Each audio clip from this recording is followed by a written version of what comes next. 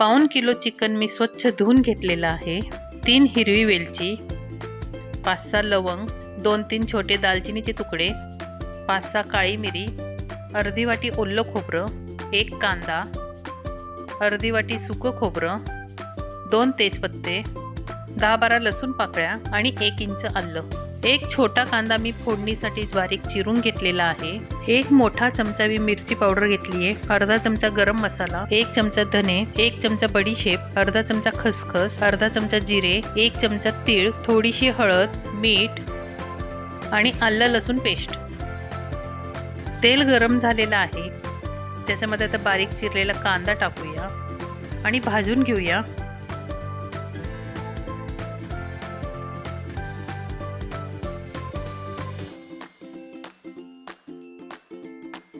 कांदा भाजत आल्यानंतर त्याच्यामध्ये आपल्याला हळद टाकायची आहे आणि व्यवस्थित मिक्स करायची आहे।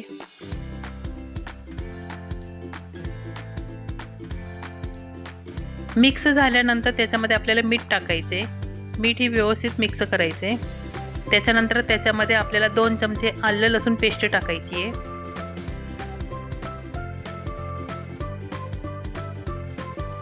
आणि व्यवस्थित परतून घ्यायचे।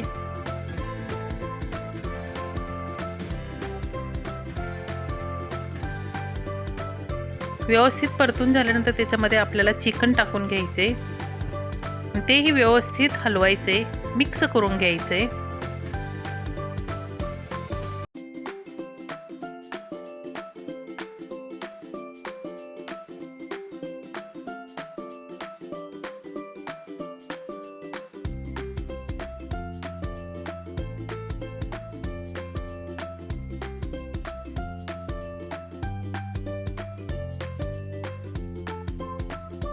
पॅन गरम झालेला आहे, त्याच्यामध्ये धणे भाजून घ्यायचेत आपल्याला।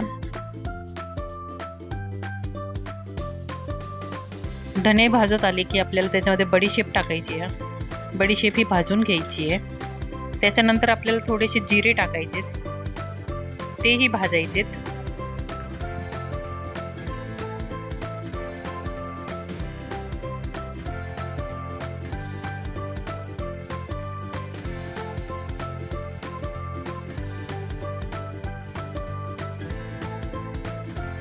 आता त्याच्यामध्ये आपल्याला तीळ टाकायचे आहेत, तेही व्यवस्थित भाजून घ्यायचे।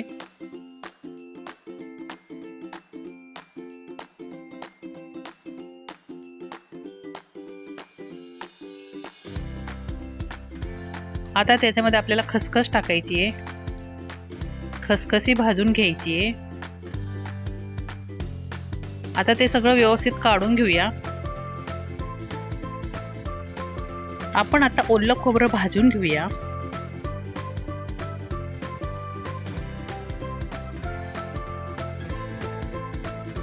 ओलं खोबरं भाजून झालेलं आहे, ते आता आपण एका डिश मध्ये काढूया। आता सुकं खोबरं भाजूया।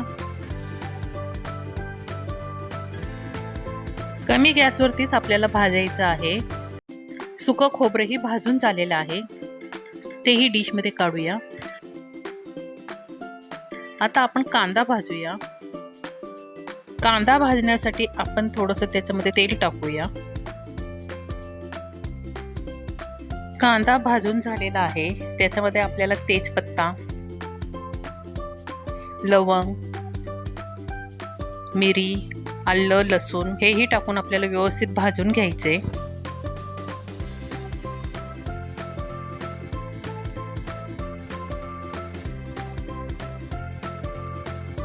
आता हे सर्व मसाले आपल्याला बारीक करायचे आहे।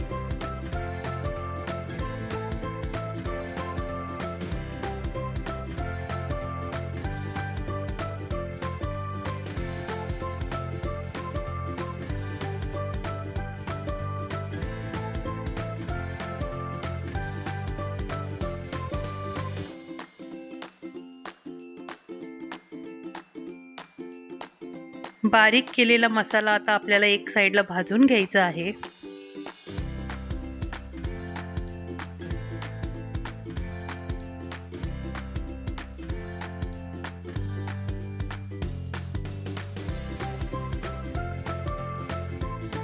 त्याच्यामध्ये आपल्याला मिरची पावडर टाकायची आहे, आणि व्यवस्थित परतून घ्यायचे.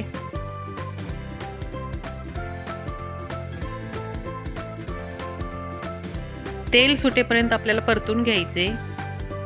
तेल सुटत आल्यानंतर आपल्याला त्याच्यामध्ये गरम मसाला टाकायचा आहे.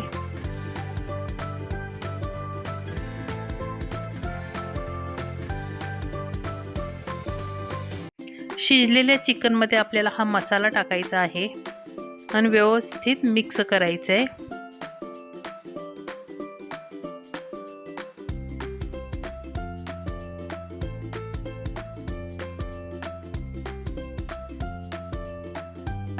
मिक्स झाल्यानंतर आपल्याला त्याच्यामध्ये कोथिंबीर टाकायची आहे. आता हा चिकनचा रस्सा बघा हा तयार झालेला आहे.